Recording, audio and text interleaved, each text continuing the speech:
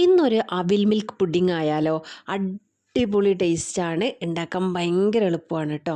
അപ്പോൾ നമുക്ക് റെസിപ്പി നോക്കിയാലോ? അപ്പോൾ ഒരു പാൻ എടുത്തിട്ട് ഒരു 3 ടീസ്പൂൺ പഞ്ചസാര എടുത്തിട്ടുണ്ട്. അതിലേക്ക് വളരെ കുറച്ച് വെള്ളം ഒഴിച്ച് അതൊന്ന് ഉരുക്കിയെടുക്കാം.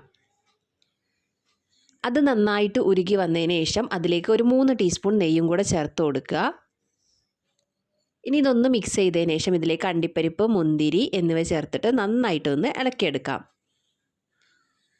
ഇനി ഇതിലേക്ക് നമുക്ക് അവിലാണ് ചേർക്കേണ്ടത്. ഞാനിപ്പോൾ ഇവിടെ മട്ട അവിലാണ് കേട്ടോ ചേർക്കുന്നത്. ഇത് ചേർക്കുന്നതാണ് നല്ലത്. അന്ന് ചുവന്ന അവിലുണ്ടല്ലോ, അത് ചേർക്കുന്നതാണ് ഏറ്റവും നല്ലത് കേട്ടോ.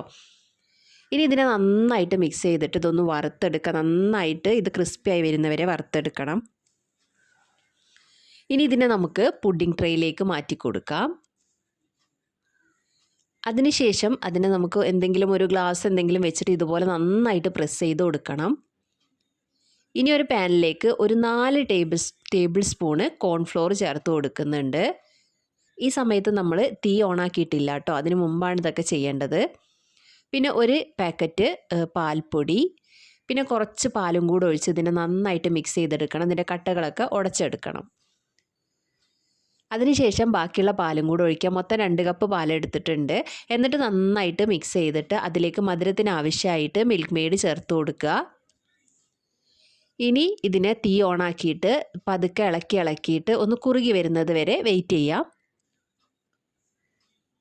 അപ്പോൾ ഇത് നന്നായിട്ട് കുറുകി വന്നു കഴിഞ്ഞാൽ ഫ്ലെയിം ഓഫ് ആക്കിയിട്ട് നമുക്കിതിലേക്ക് 2 മൈസൂർ പഴം ചെറുതാക്കി കട്ടാക്കിയതും ഒരു 5 രൂപേൻ്റെ ബൂസ്റ്റിൻ്റെ പാക്കറ്റും കൂടെ ചേർത്ത് നന്നായിട്ട് മിക്സ് ചെയ്ത് കൊടുക്കുക.